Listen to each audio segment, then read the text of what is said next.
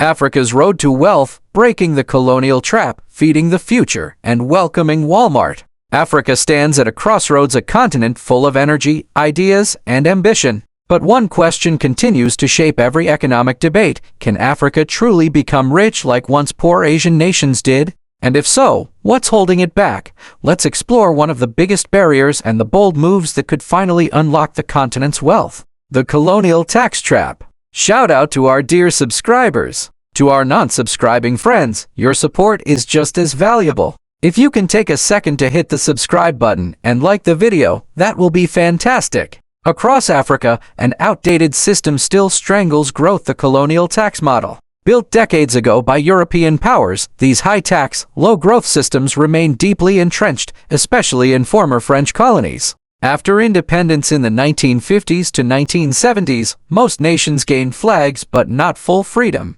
Many kept colonial economic structures, currencies pegged to the euro, banking systems tied to Europe, and tax codes copied from France. In some West African countries, income tax can climb to 40%, corporate tax to 35%, payroll tax to 25%, and VAT to 18%. Add import tariffs and you get a tax burden so heavy that even honest businesses struggle to survive. The result? A vicious cycle: high taxes push people to evade, evasion breeds corruption, and corruption destroys trust. In many countries, bribery becomes the real tax system. Entrepreneurs hide success, innovation is punished, and ordinary citizens are forced to choose between survival and legality. Africa's potential remains trapped not for lack of talent, but because the system itself punishes prosperity. Economists say it's time for a clean break. They point to Asia, where nations like Singapore and Malaysia unleashed growth by slashing taxes, simplifying systems, and empowering the private sector.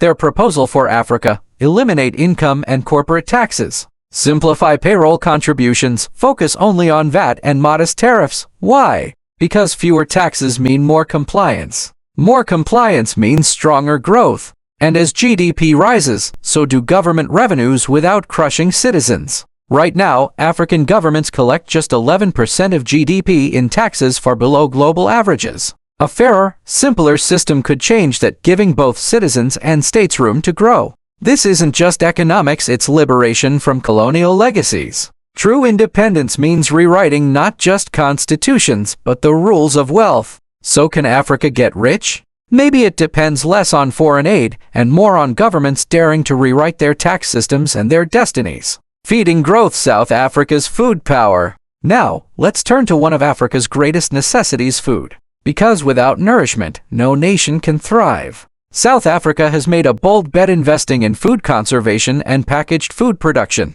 And it's paying off. In 2024, South Africa became Africa's biggest supplier of packaged foods, hitting nearly $18.5 billion in sales. That's far ahead of Nigeria's $4.7 billion and Kenya's $5.1 billion. How? Through modern supply chains, retail efficiency, and a rapidly urbanizing consumer base. Supermarkets now reach remote communities, delivering everything from ready meals to fortified snacks. Across North Africa, the trend is similar: Morocco at $11.5 billion, Egypt at $11.2 billion, showing a growing middle class hungry for convenience.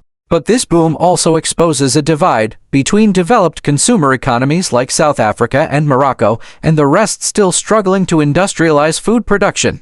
Globally, South Africa is now ahead of Thailand, trailing only Saudi Arabia among emerging market players. Yet this success comes with a warning. A 2024 health study found that low-income South Africans get nearly 40% of their calories from ultra-processed foods, while only 7% meet WHO fruit and vegetable guidelines. Nutrition expert Dr. Tamarin Frank warns this silent health crisis could undo decades of progress, fueling obesity, diabetes, and heart disease. Government responses are underway. A sugar tax already reduced soda consumption. New labeling rules will soon alert consumers when foods are high in sugar, salt, or fat. It's a balancing act between access, industry growth, and public health.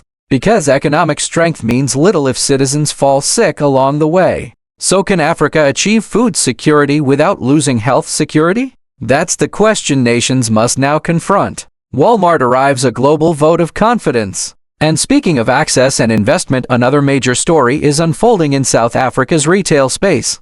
For the first time ever, Walmart, the world's biggest retailer, will open stores under its own name in Africa. While Walmart has operated for years through its subsidiary Massmart, this marks a new era with the iconic Walmart sign now rising above South African storefronts. In a statement shared with Business Insider Africa, Walmart confirmed it will partner with local suppliers and entrepreneurs, stocking goods made in South Africa alongside its global brands. The move signals confidence in Africa's consumer market and commitment to local opportunity. It's also a digital play, as Amazon and Takealot.com battle for online dominance. Walmart is entering with its hybrid retail model, bridging physical stores with e-commerce. The company plans to open several branches by year's end, with the first expected in October. Alongside business growth, Walmart promises investments in food security, job creation, and entrepreneurship.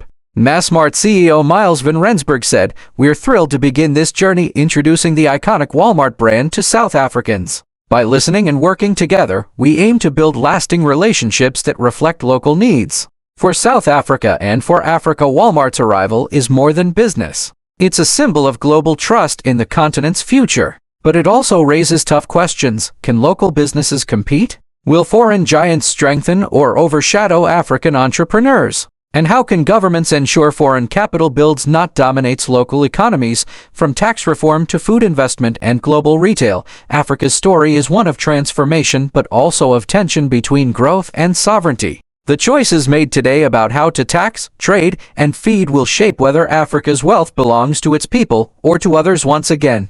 I'm Sal Peer, and this is Vlogged, your voice on Africa's path to power. Thank you for watching. Like, share, and subscribe for more insights on the forces shaping tomorrow's Africa.